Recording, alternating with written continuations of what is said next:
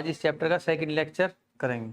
ठीक, तो पहले लेक्चर में हमने इसमें क्या पढ़ा था, फैराडेज के लॉज, मैग्नेटिक फील्ड के बारे में देखा था। और फैराडे ने क्या कहा था कि किसी भी मैग्नेटिक लूप में से जितनी स्पीड से फ्लक्स चेंज होगा उतना ही उसके अंदर ईएमएफ आ जाएगा। और वो ईएमएफ जो होगा, अब लेंज ने क्या कहा था कि वो जो ईएमएफ होगा उसके अंदर जो प्रोड्यूस होगा उसकी वजह से उस कोइल का जो पोलैरिटी होगा वो कुछ इस प्रकार होगा कि वो अपने फ्लक्स के चेंज का क्या कर सके, अपोज कर सके। कुछ इस प्रकार उसके अंदर पोलैरिटी आएगी और वो ईएमएफ आएगा। तो उसके रिगार्डिंग हमने सारी चीज़ें पढ़ी थी।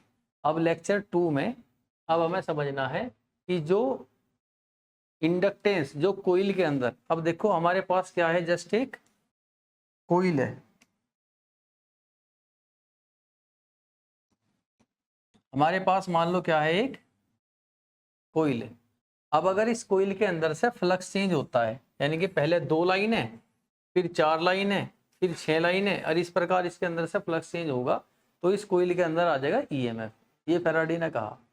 तो पॉइंट ये है, अगर किसी दूसरी कोइल की वजह से या किसी दूसरी मैग्नेट की वजह से ऐसा होता हो, ठीक है, तो इसे कहेंगे म्यूचुअल इंडक्टेंस, कि बराबर में कुछ हो रहा है चेंज, उसकी वजह से इसके अंदर इंडक्टेंस आया। इंडक्टेंस मतलब क्या है कि बिना टच किए हुए कुछ आना, तो इंड्यूस्ड करंट वहीं से है इंडक्शन होना। तो इस कोइल का इंडक्शन हो गया, इसके अंदर ईएमएफ आ गया विदाउट टचिंग या फिजिकल कॉन्टैक्ट, और करंट इंड्यूस हो गया, तो इसका इंडक्शन हो गया। तो बराबर में कोई कोइल है, कोई मैग्नेट है, उसकी वजह से हो गया, तो इसे कहेंगे म्यूचुअल इंडक्शन। और अगर इसी कोइल की वजह से इसी कोइल में कोई इंडक्शन हो गया तो इसे कहेंगे सेल्फ इंडक्शन। तो अब सेल्फ इंडक्शन का एक एग्जांपल देखते हैं डायग्राम से। सपोज हमारे पास क्या है, एक सोलेनोइड है, और ये सोलेनोइड हमने कनेक्ट कर दी एक बैटरी से।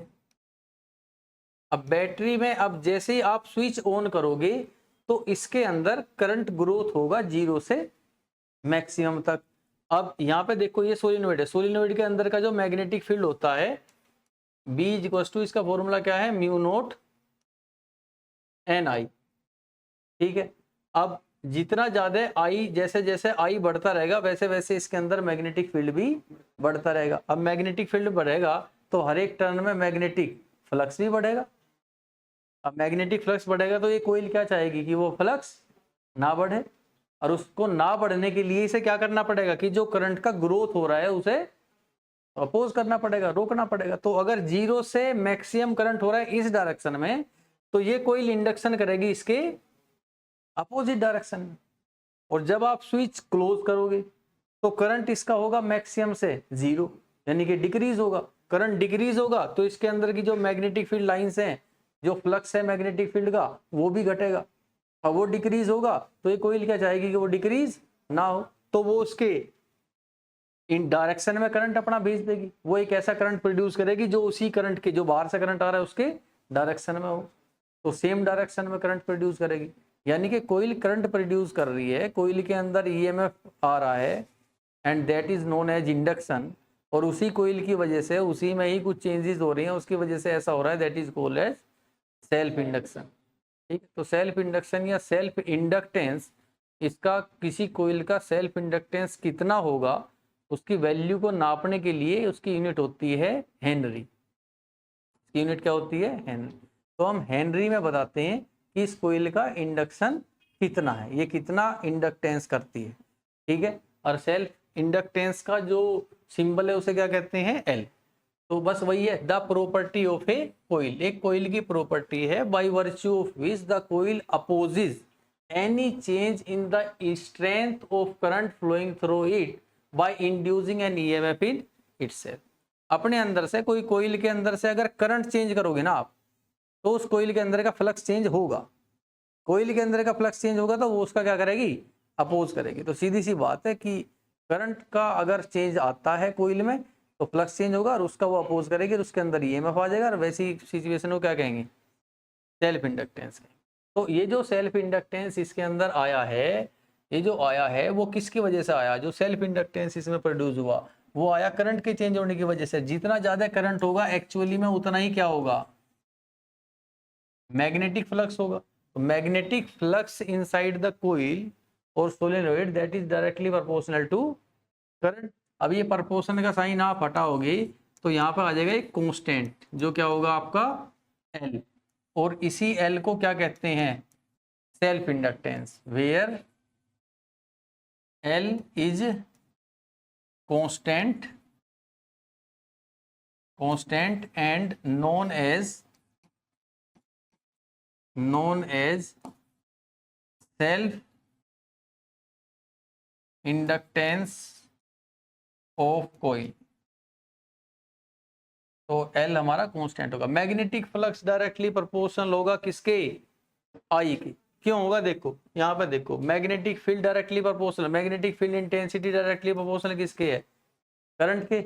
अच्छा, मैग्नेटिक फ्लक्स का फॉर्मूला क्या होता है, NBA कोस थीटा। अब I बढ़ेगा तो B बढ़ेगा, और B अगर बढ़ेगा तो मैग्नेटिक फ्लक्स बढ़ेगा। तो हम कह सकते हैं कि मैग्नेटिक फ्लक्स एक्चुअली में बढ़ेगा अगर उसका करंट बढ़ेगा तो, ठीक है। अगर करंट बढ़ाओगे तो मैग्नेटिक फील्ड इंटेंसिटी बढ़ेगा, मैग्नेटिक फील्ड इंटेंसिटी बढ़ेगा तो फ्लक्स बढ़ेगा। तो करंट के बढ़ाने से फ्लक्स बढ़ता है, करंट के घटाने से फ्लक्स घटता है। तो हम कह सकते हैं कि जो फ्लक्स है वो डायरेक्टली प्रोपोर्शनल किसके है, करंट के। किसके अंदर जितना करंट जाता रहेगा उतना ही उसका फ्लक्स आता रहेगा। प्रोपोर्शनल का साइन हट के क्या आता है, कांस्टेंट। तो कांस्टेंट यहाँ पे क्या होगा, L. L is self inductance of coil. Clear है पॉइंट। तो एल जो है यूनिट क्या है इसकी, SI यूनिट ऑफ एल वो क्या होगी, हेनरी। हेनरी सिंबल इसका होगा H, ठीक है, कि कितने हेनरी का हमारा सेल्फ इंडक्टेंस है कोइल का, ठीक है। तो अब from Faraday law, from Faraday's law, अब फैराडे ने तो एक ही बात कही थी कि E that is equal to minus d∅B upon dt, की ये जो है rate of change of magnetic flux के बराबर है, ठीक है। तो अब यहाँ से आप इस E का वैल्यू ये है हमारा, और φB का वैल्यू किसके बराबर आया, Li के। तो φB की जगह आप क्या रख दोगे, Li। So from equation first है ना, फ्रॉम इक्वेशन फर्स्ट, अब फर्स्ट इक्वेशन में से आप इसकी d∅ की वैल्यू रखोगे तो ये हो जाएगा माइनस d/dt हो, φB की जगह क्या आ जाएगा, Li, और L तो आपका क्या है, कांस्टेंट है, तो ये बाहर आ जाएगा। तो EMF हमारा कितना आ गया, minus L di upon dt। ये EMF होगा करंट की फॉर्म में, अगर करंट हो, अगर मैग्नेटिक फ्लक्स दिया हो। बात तो वही है जो फेराडे ने कही थी कि EMF होता माइनस d∅B अपॉन dt, और उसी फॉर्मूले से हमने क्या बना लिया था, मोशनल EMF, है ना। तो motional EMF E equal to हो जाएगा BLV, तो वो भी तो वहीं से ही आया था, ठीक है। और ये जो फॉर्मूला है ये भी यहीं से ही आया, सब कुछ क्या है इसमें भी बिल्कुल सेम है, ठीक है। वही एक चीज है, उसी से ही अलग अलग फॉर्मूले बना रहे हैं। तो किसी कोइल का जो EMF होगा वो कितना होगा, माइनस LDI अपॉन dt, यानी कि rate of change of current पे भी डिपेंड करेगा, बात वही है, ठीक है। जैसे जैसे rate of change of current अगर इंक्रीज होगा तो इसका EMF भी इंक्रीज होगा, क्योंकि rate of change of current से rate of change of flux increase होगा, ठीक है। Next next is grouping of coils. चलो पहले निकालते self inductance of a long solenoid. वो निकल, सपोज कि हमारे पास क्या है, एक सोलेनोइड है, ठीक है। हमारे पास एक सोलेनोइड है, जिस सोलेनोइड का लेंथ कितना है, L, area of cross section इसका कितना है, A, और इसे हमने कनेक्ट कर रखा है किसी सेल या बैटरी से। सेल्फ इंडक्टेंस कितना इसका, L, ठीक है। करंट हमने इसमें कितना दिया, I, ये सारी चीजें हैं। तो अब सेल्फ इंडक्टेंस निकालना, ठीक। तो कंसीडर, पहले कंसीडर कर लो कि consider a solenoid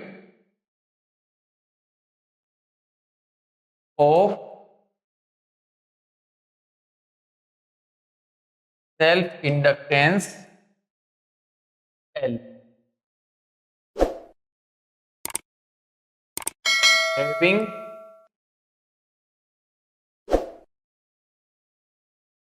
A current I is the length of solenoid and A is the area of cross section of solenoid। ठीक है, हमें क्या निकालना है इसका सेल्फ इंडक्टेंस। मेन चीज हमें क्या निकालना, सेल्फ इंडक्टेंस एल। कैसे निकाल लोगे, अब इस कोयल का जो फ्लक्स है ना बेटे, इसके अंदर जो फ्लक्स होगा उसका फॉर्मूला हमें पता है कि मैग्नेटिक फ्लक्स किसी भी कोयल में जो होगा कितना होगा, N B A cos theta. अब इसकी जो लाइंस है मैग्नेटिक फील्ड लाइंस हैं वे तो ऐसी होंगी ना अंदर पैरेलल, तो इसका एरिया वेक्टर किधर होगा, इधर की तरफ, और जो मैग्नेटिक फील्ड है उसका डायरेक्शन भी क्या है, सेम ही है ना, इधर ही होगा।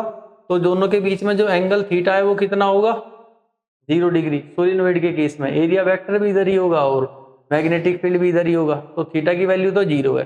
अब फ्लक्स के दो फॉर्मूले हो गए हमारे पास, एक तो सेल्फ इंडक्टेंस में फ्लक्स का फॉर्मूला अभी आया कि phi b equals to L I, और एक फ्लक्स का फॉर्मूला क्या है, पी ए कोस थीटा। दोनों ही फ्लक्स के फॉर्मूले हैं, दोनों ही निकाल दो और दोनों को क्या रख दो बराबर। भाई एक में तो एल है एक में एल नहीं है, तो जिसमें एल है वहां से एल निकल जाएगा। ठीक है, तो फ्लक्स के दो फॉर्मूले हैं हमारे पास, क्लियर है पॉइंट, तो वही यूज करेंगे, दोनों को रखो आंसर आ जाएगा। जब यहां लिखेंगे as magnetic flux of solenoid that is equals to N B A cos theta. Theta की वैल्यू यहाँ पे कितनी है 0, और एन क्या है यहाँ पे हमारे, एन इज इक्वल्स टू हमारे हैं टोटल नंबर ऑफ टर्न्स। ठीक है, एन हमारे हैं टोटल नंबर ऑफ टर्न्स, भाई इसमें एन टर्न्स हैं। अगर ये एक ही कोइल होती, बस एक ही राउंड होता है इसका, एक ही टर्न होता, तो फॉर्मूला वही है बी ए कोस थीटा, और इससे कंफ्यूज नहीं होंगे आप, बार बार कंफ्यूज होंगे। फ्लक्स का, इलेक्ट्रिक फ्लक्स का फॉर्मूला क्या था, ई एस कोस थीटा, वही तो है सेम। ई की जगह क्या यूज हो गया बी, सरफेस एरिया की जगह एस ना लेके ए ले लिया, अब भी ये सरफेस एरिया ही है। और ये जो एंगल थीटा था पहले इलेक्ट्रिक फील्ड इंटेंसिटी और एरिया वेक्टर के बीच में था, अब ये थीटा मैग्नेटिक फील्ड इंटेंसिटी और एरिया वेक्टर के बीच में है। बात ये यहाँ पे बस नंबर ऑफ टर्न्स एक एन बढ़ गया। ठीक है, तो ये हमारा फॉर्मूला हो गया, तो ये फाई का फॉर्मूला। ठीक है, मैग्नेटिक फ्लक्स इतना होगा N B A cos theta. अच्छा, क्या हमें बी का वैल्यू पता है सोलिनोइड का मैग्नेटिक फील्ड, तो उसकी वैल्यू भी रख दो। तो N B magnetic field of solenoid कितना होता है, सोलिनोइड है magnetic field mu naught N I, mu naught N I, यहाँ पे स्मॉल एन आता है, म्यू नोट एन आई। फिर क्या बचा यहाँ पे ए और कोस थीटा कितना हमारा 0 डिग्री। एन क्या है यहाँ पे, number of turns per unit length. ठीक है, ये number of turns per unit length है। तो अगर मैं एन को लिखूं तो मैं इसे एन को क्या लिख सकता हूं, एन म्यू नोट, और इसे एन को लिख सकता हूं कैपिटल एन अपॉन एल। ये तो हमारा टोटल नंबर ऑफ टर्न है, और ये है number of turn per unit length, तो इसे क्या लिखो, number of turn per unit length निकालना है, तो लेंथ कितनी है एल, तो total number of turns divide by L, तो ये आ जाएगा number of turns per unit length. ठीक है, ये एन की वैल्यू यहां रख ली आई और ए, कोस 0 का वैल्यू कितना होगा 1। ठीक है, अब n इंटू एन, अब फाई बी इक्वल टू, अब म्यू नोट लिख दो, mu naught n into N, N square I A upon L, और ये हमारा आया फ्लक्स का फाइनल फॉर्मूला। लिखे, कुछ नहीं करना, N B A cos theta. ठीक है, मैग्नेटिक फील्ड जो भी हो, सपोज ये सोलिनोइड है, सपोज सोलिनोइड ना होती, सर्कुलर कोइल होती, तब क्या करते बताओ। अगर ये कहता कि डेरिवेशन ठीक है सोलिनोइड का नहीं है, किसका है, सर्कुलर कोइल्स का है, having in an number of turn, तब क्या करोगे, तो बस सारी चीजें वही रहेगी, N B A cos theta, बस मैग्नेटिक फील्ड ही तो चेंज होगा बी का वैल्यू। तो सोलिनोइड का तो होता है म्यू नोट एन आई, तो सर्कुलर कोइल का कितना होगा, म्यू नोट आई अपॉन 2a या 2r। ठीक है, म्यू नोट आई अपॉन 2r। तो जो भी हमने चैप्टर नंबर 5 में पढ़ा था सर्कुलर कोइल का, उसका जो मैग्नेटिक फील्ड का फॉर्मूला है वो रख लेते, बाकी प्रक्रिया क्या रहेगी बिल्कुल सेम। ठीक है, तो ये फ्लक्स का फॉर्मूला आ गया। दूसरा फ्लक्स का फॉर्मूला क्या है, एंड दूसरा फ्लक्स का फॉर्मूला हमारा है phi B is equal to L I, और ये होगी हमारी इक्वेशन नंबर 2।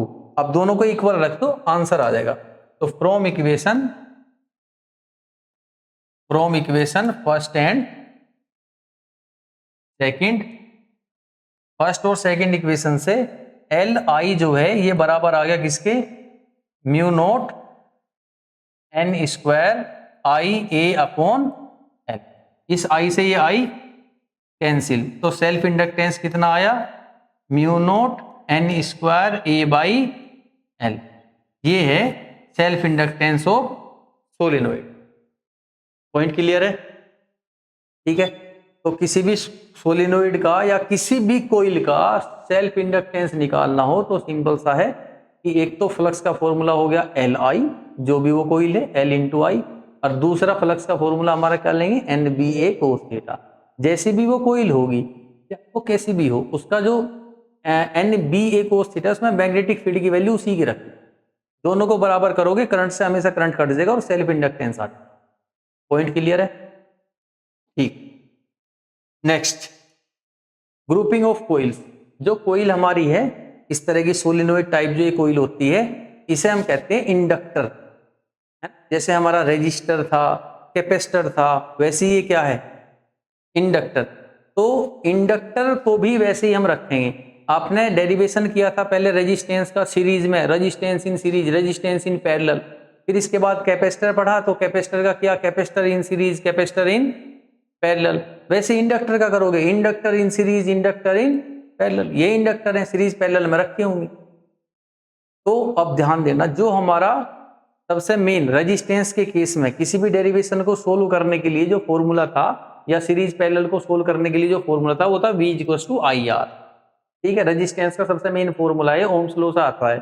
कैपेसिटर वाले केस में जो हमने सारे सबसे मेन फॉर्मूला इसी तरह का जो था, कैपेसिटर के केस में क्या था, C equals to Q by V, उससे हमने सोल्व किया था। इंडक्टर के केस में जो भी ये फॉर्मूला है जो इन्हीं की तरह होगा, वो होगा L E equals to minus L D I upon D T. E equals to ये होगा, ये फॉर्मूला इसमें सबसे मेन होगा, कुछ इन्हीं की तरह। तो हम इसका यूज करेंगे। क्लियर है। तो अब कोइल को कैसे रखेंगे, पहले सीरीज में और फिर कोइल को रखेंगे पैरेलल में। तो हमने कंसीडर किया, सपोज हमारे पास क्या है, दो कोइल हैं। एक कोइल है जिसका सेल्फ इंडक्टेंस कितना है, L1, दूसरी कोइल है जिसका सेल्फ इंडक्टेंस कितना है, L2। और ये दोनों कोइल हमने कैसे लगा दी, सीरीज में।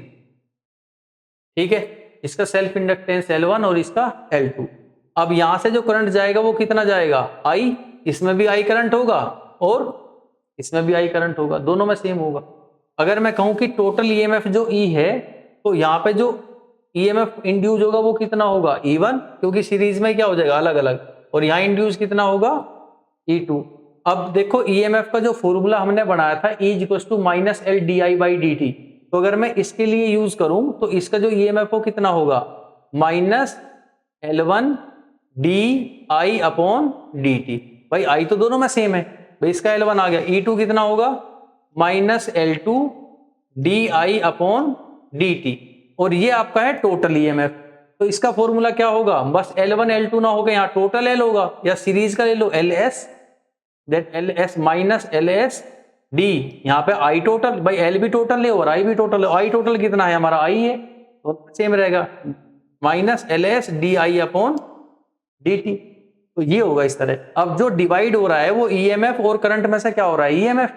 ठीक है भाई, इसमें EMF हमारा कितना है, E1, और इसके अंदर कितना है, E2। तो जो डिवाइड हुआ वो एक्चुअली में क्या हुआ, EMF, करंट तो नहीं हुआ। तो स्टार्ट कहां से करेंगे, EMF से ही करेंगे। ठीक है, तो अब EMF E इक्वल्स टू क्या लिखोगे, E1 प्लस E2, कुछ इस प्रकार। तो E का वैल्यू जो भी इनके फॉर्मूले हैं वे रख दो यहाँ। तो इसका फॉर्मूला क्या है, minus LS DI upon DT equals to, इसका formula minus L1 DI upon DT, और E2 कितना है, minus L2 DI upon DT। अब इसमें से कॉमन क्या आ रहा है, DI बाई DT, तो minus LS DI upon DT is equals to minus D I upon D T, ये कॉमन आ गया, अंदर बचा L1 प्लस L2, तो ये क्या होगी कैंसिल। तो यहाँ पे LS जो सीरीज का सेल्फ इंडक्टेंस होगा, total self inductance in series, वो किसके बराबर होगा L1 प्लस L2 के। और अगर इस तरह की n नंबर ऑफ कॉइल्स हों, for n number of coils series में अगर रखी हूं इस तरह की, तो LS is equal to L1 plus L2 और इसी तरह से L, ठीक है। तो ये इसका फॉर्मूला क्लियर है। बस कंसीडर में थोड़ा सा लिखना पड़ेगा कि consider two inductor coils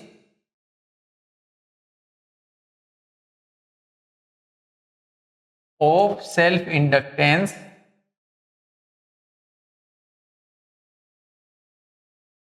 L1 and L2 are connected with a cell of EMF E, ठीक है। तो उस हिसाब से जो हमारा इस तरह का डेरिवेशन, क्लियर। नेक्स्ट हम करेंगे सेल्स इन पैरेलल। अगर हम इस तरह की जो इंडक्टर कोइल्स हैं उन्हें कैसे लगाएं पैरेलल में, तो अब देखेंगे पैरेलल में क्या करें। तो एक कोइल ये है जिसका सेल्फ इंडक्टेंस कितना L1, और दूसरी कोइल ये है जिसका सेल्फ इंडक्टेंस हमारा हो गया L2, और ये हमने कैसे ज्वाइन की पैरेलल में। अब इसका EMF E है, इसका भी कितना होगा सेल्फ इंडक्टेंस EMF E, और इसमें भी कितना होगा E, क्योंकि पैरेलल में है, ठीक है। करंट, टोटल करंट कितना होगा I, तो यहाँ पे आके वो क्या हो जाएगा डिवाइड, तो इधर चला गया कितना I1 और यहाँ आ गया I2। फॉर्मूला हमें पता है E इक्वल टू कितना होगा माइनस LdI/dt। तो अगर मैं इसमें यूज करूं तो E इक्वल टू कितना लिखेंगे minus L1 dI1 upon dt, क्योंकि इसमें करंट कितना है I1 है। इस E में यूज करता हूं तो minus L2 dI2 upon dt, और इस टोटल EMF वाले में सारी चीजें टोटल होंगी, तो ये पैरेलल में है, तो माइनस LP और DI, क्योंकि टोटल करंट कितना है I है, और अपॉन में dt, क्लियर है। अब EMF और करंट में से डिवाइड क्या हुआ करंट, तो करंट से स्टार्ट करेंगे कैसे कि I is equal to I1 plus I2। अब आप वैल्यू कैसे रखोगे, हमारे पास तो यहाँ I1 I2 है नहीं, ना ही I है, हमारे पास क्या है DI upon dt, DI2 upon dt, DI1 upon dt। तो अब इन सब को इस तरीके से बनाने के लिए क्या करो डिफरेंशिएट कर दो टाइम से, तो ये सारी चीजें वैसी आ जाएंगी, ठीक है। तो differentiate the equation with respect to time, differentiate the equation with respect to time. तो अगर हम टाइम के हिसाब से इसे डिफरेंशिएट करें तो ये कितना आ जाएगा हमारा d/dt कर दो सब में, तो di/dt equal to di1 upon dt plus di2 upon dt।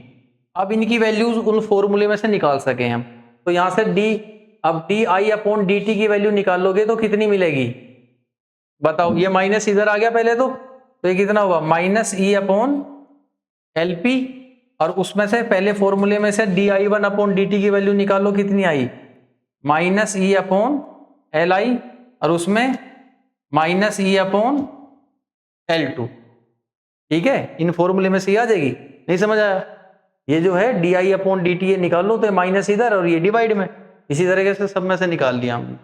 तो अब यहाँ कॉमन क्या आ रहा है E, तो minus E upon LP is equal to minus E common आ गया, तो यहाँ बचा 1 upon Li plus L1 plus 1 upon L2, minus से माइनस और E से E क्या हो गया कैंसिल, तो 1 upon LP is equal to कितना आया 1 upon L1 plus 1 upon L2।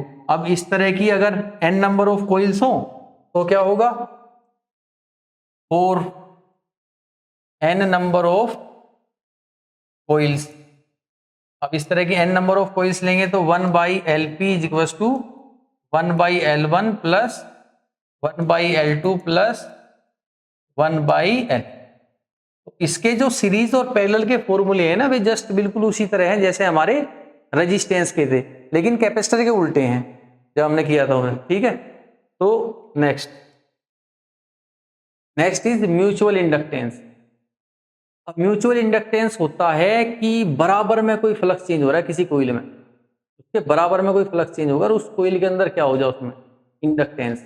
अब देखो बनाते हैं कुछ ऐसे ही। तो सपोज ये आयरन की एक रोड है। आयरन की रोड का इस्तेमाल क्यों करते हैं इसमें? क्योंकि आयरन क्या है, फेरोमैग्नेटिक सब्सटेंस है जिसके अंदर सारी मैग्नेटिक फील्ड लाइंस इसके अंदर ही चलेंगी, क्योंकि इसकी परमिएबिलिटी क्या है, सबसे ज्यादा है, तो लाइंस वेस्ट नहीं होगी, मैग्नेटिक फ्लक्स जो है वो वेस्ट नहीं होगा। तो हमने क्या किया, इस आयरन रोड पे इधर की तरफ एक कोइल लगाई और इस कोइल को कनेक्ट कर दिया एक सेल से। ठीक है, ऐसे स्विच लगा के। ठीक, और यहां पे साइड में एक कोइल लगाई और इस कोइल में यहां लगा दिया एक galvanometer.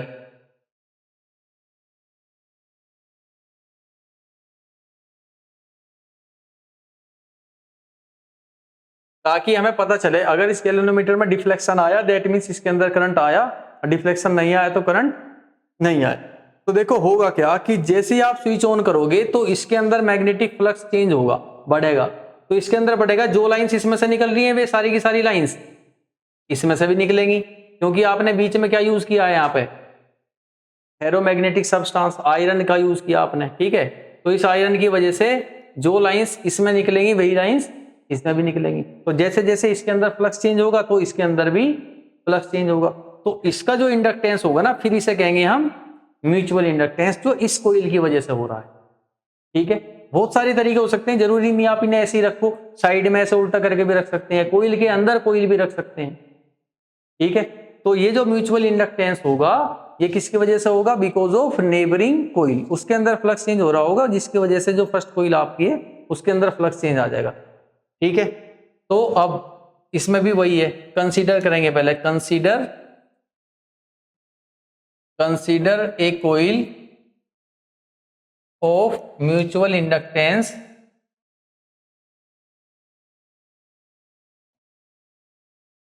M is placed near a coil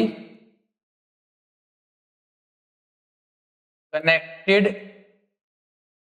with a cell or battery. Now, जो मैग्नेटिक फ्लक्स होगा वो डायरेक्टली प्रोपोर्शनल किसके होगा, करंट के। इस वाली कोइल में जितना करंट होगा ना, ध्यान दो, इसमें जितना करंट होगा उतना ही इसके अंदर फ्लक्स आएगा, जितना इसमें करंट बढ़ता रहेगा उतना ही इसके अंदर फ्लक्स भी बढ़ता रहेगा। तो इसके करंट के, ठीक है ना, तो उसमें अभी करंट नहीं है। अब ये प्रोपोर्शनल का साइन हटाओगे तो क्या आ जाएगा यहाँ पे, M, that is mutual inductance constant. तो पॉइंट वैसा ही है पहले की तरह ही, where M is constant known as mutual inductance।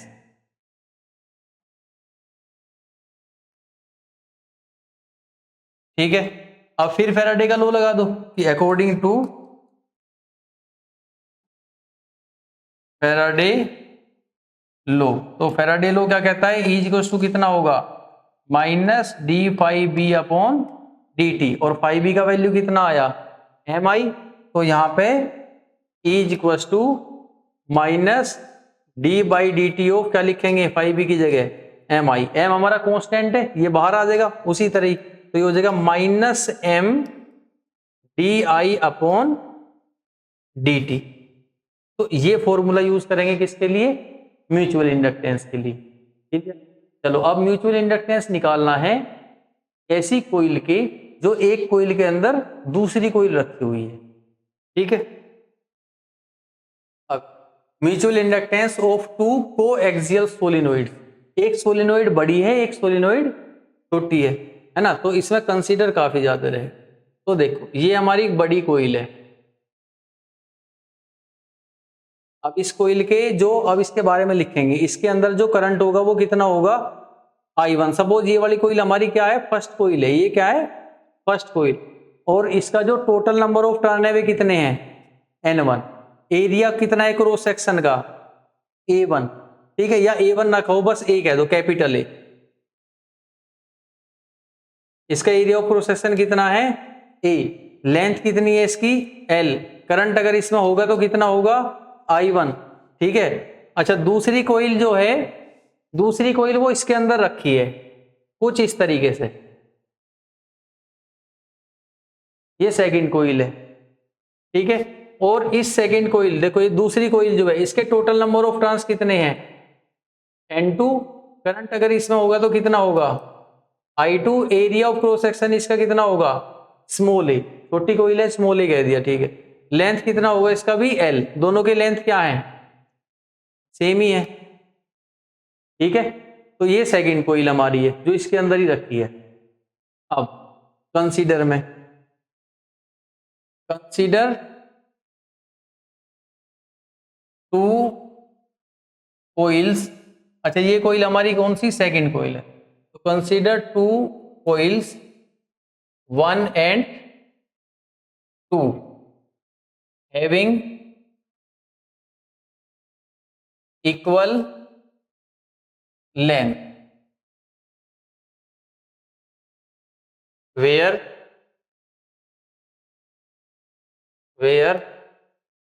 N1 is equals to total number of turns in coil 1, N2 is equals to total number of turns in coil 2, A is area of cross section of coil 1, और small a is equals to area of cross section of coil 2। I1 is equals to current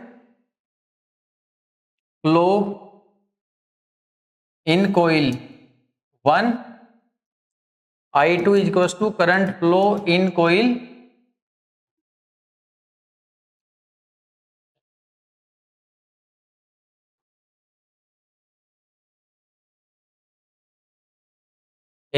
2, ठीक है। तो next L is equals to length of coil 1 and 2। अब mutual inductance भी होगा M12, तो M12 किसका mutual inductance है, 1 का, किसकी वजह से, 2 की वजह से। देखो इसमें ना, आप पहली कोइल में करंट दोगे तो दूसरी के अंदर फ्लक्स चेंज होगा, तो उसमें म्यूचुअल इंडक्टेंस आ जाएगा। दूसरी में करंट दोगे तो पहली में म्यूचुअल इंडक्टेंस होगा, उसमें इंडक्शन हो जाएगा, ठीक है। तो इस तरीके से एक कोइल में दूसरी कोइल रख दी है। तो अब इसे कहेंगे म्यूचुअल इंडक्टेंस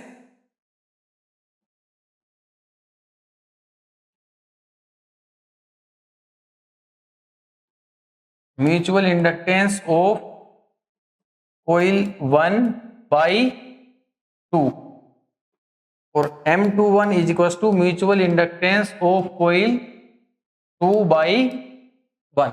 ये सारे एस्पेक्ट्स लिख लिए ताकि कोई कंफ्यूजन ना हो, तो धीरे धीरे हम समझेंगे कैसे निकालना हमें म्यूचुअल इंडक्टेंस। तो फिर वही है, फ्लक्स के कितने फॉर्मूले हैं, तो म्यूचुअल इंडक्टेंस के केस में भी एक फ्लक्स का फॉर्मूला क्या है, M इंटू आई, और दूसरा फ्लक्स का फॉर्मूला क्या है, NBA कोस थीटा, ठीक है। यहाँ पे थोड़ी सी चीजें कॉम्प्लिकेटेड रहेंगी, उसे समझेंगे। तो मैं एक बार ये डायग्राम यहाँ भी बना दूं। तो ये तो हमारी कौन सी कोइल है, फर्स्ट, और ये इसके अंदर रखी है सेकंड कोइल, ठीक है। तो अब फर्स्ट और सेकंड ये दो कोइल है, हमें पहले क्या निकालना है, M12। तो 4M12 यानी कि किसका म्यूचुअल इंडक्टेंस निकालना, फर्स्ट का। तो आप करंट किस में दोगे, सेकंड में, तो यहां लिखोगे लेट सेकंड कोइल में करंट कितना दोगे, I2। तो let I2 is the current in coil 2, तो 2 कोइल में कितना करंट है I2।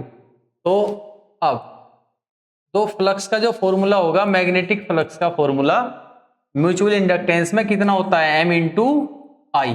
तो M किसका लोगे M12, तो 1 का निकाले तो करंट कौन सा लेंगे 2 में, ठीक है। तो M12 इंटू I2, तो ये हमारा फॉर्मूला रहेगा किसका फ्लक्स का। तो फर्स्ट फॉर्मूला तो ये हमारा आ गया। सेकंड फॉर्मूला फ्लक्स का जो है वो क्या लोगे आप, NBA कोस थीटा, और थीटा हमेशा यहां भी क्या होगा 0 डिग्री, एरिया वेक्टर भी उधर को ही रहेगा और मैग्नेटिक फील्ड लाइंस की सेम डायरेक्शन में होंगी। तो अब N किसका ले, B किसका ले और A किसका ले, यहां तो दो कोई ले, तो N आप उसका लोगे जिसका म्यूचुअल इंडक्टेंस निकाल रहे हो, ठीक है। मैग्नेटिक फील्ड किसमें होगा, जिसमें आपने करंट दिया, मैग्नेटिक फील्ड तो वही देगी ना भाई, मैग्नेटिक फील्ड कौन देगी जिसमें आप करंट दे रहे हो। तो मैग्नेटिक फील्ड B की वैल्यू आप उसकी लोगे जिसमें आपने करंट दिया है। और एरिया ऑफ क्रॉस सेक्शन जो है, एरिया ऑफ क्रॉस सेक्शन हमेशा छोटी वाली कोइल का ही लो, ठीक है। ऐसा क्यों, सपोज हमने करंट इसमें दिया 1 में, तो और किसका निकाल रहे म्यूचुअल इंडक्टेंस सेकंड का, तो क्योंकि सेकंड का निकाल रहे तो छोटी वाली कोइल है भाई, सेकंड का निकाल रहे तो इसका एरिया ऑफ क्रॉस सेक्शन लेना पड़ेगा, ठीक है। आपने करंट सेकंड को दिया और आप फर्स्ट का निकाल रहे म्यूचुअल इंडक्टेंस, तो इसका एरिया ऑफ क्रॉस सेक्शन लेने का मतलब ही नहीं बनता, क्योंकि केवल जो फ्लक्स होगा केवल इस छोटी कोइल के अंदर ही तो होगा, यहां तक तो जाने का ही नहीं। ये एरिया तो क्या है, इसे बेकार है। तो अगर करंट इसमें दें तो भी इसी का इंपॉर्टेंस है, इसमें दें तो भी इसी का इंपॉर्टेंस है, तो एरिया ऑफ क्रॉस सेक्शन हमेशा किसका रखेंगे, छोटी कोइल का। तो ये ध्यान रखेंगे। एंड नंबर ऑफ टर्न्स किसके लेंगे, जिसका म्यूचुअल इंडक्टेंस निकाल ले। तो नंबर ऑफ टर्न्स देखो, म्यूचुअल इंडक्टेंस निकाल ले 1 का, तो 1 रखोगे यहाँ। मैग्नेटिक फील्ड उसका जिसमें करंट है, करंट किसमें है 2 में, तो B2। Area of cross section हमेशा छोटी वाली कोइल का रखना, जिसके लिए क्या रखोगे स्मॉल ए। तो ये हो गया, तो magnetic flux that is equal to N1। अब बताओ B2 का वैल्यू क्या होगा, B2 सोलेनोइड ही तो है सेकंड कोइल का, और फॉर्मूला क्या होता है सोलेनोइड के अंदर मैग्नेटिक फील्ड का, म्यू नॉट NI। सो N1 और B2 का फॉर्मूला हो गया म्यू नॉट, और N किसका लोगे सेकंड का ही, mu naught N2 I2। Mu naught NI है ना, तो 2 का ही रखोगे सब कुछ, और फिर बाद में क्या आया A और cos 0 की value 1। Number of turns per unit length जो है ये N1 म्यू नॉट, ये जो है number of turns per unit length, इसको कैपिटल N में कैसे लिखोगे, total number of turns per unit length, और यहाँ पे I2A। तो फ्लक्स का फॉर्मूला हमारा आ गया mu naught N1 N2 I2A upon L, और ये इक्वेशन है सेकंड। तो from first and second, from first and second equation M12 into I2 that is equal to mu naught N1 N2 I2A upon L। इस I2 से I2 क्या हो गया cancel, तो जो म्यूचुअल इंडक्टेंस हमारा आया M12 वो कितना आया mu naught N1 N2 A upon, self inductance कितना आया था म्यू नॉट, ये दोनों N सेम ही थे ना, N स्क्वायर, और A अपॉन L सेम ही था, बस ये ऐसा ही था, ठीक है, क्योंकि वहां पर तो एक ही कोइल थी बस। तो म्यू नॉट N1 N2 ना आके N स्क्वायर आ गया था। चलो अब क्या निकालना है M21। तो करंट किसे दोगे, करंट दोगे सेकंड कोइल का म्यूचुअल इंडक्टेंस निकाल ले तो फर्स्ट में देंगे। तो let I1 is the current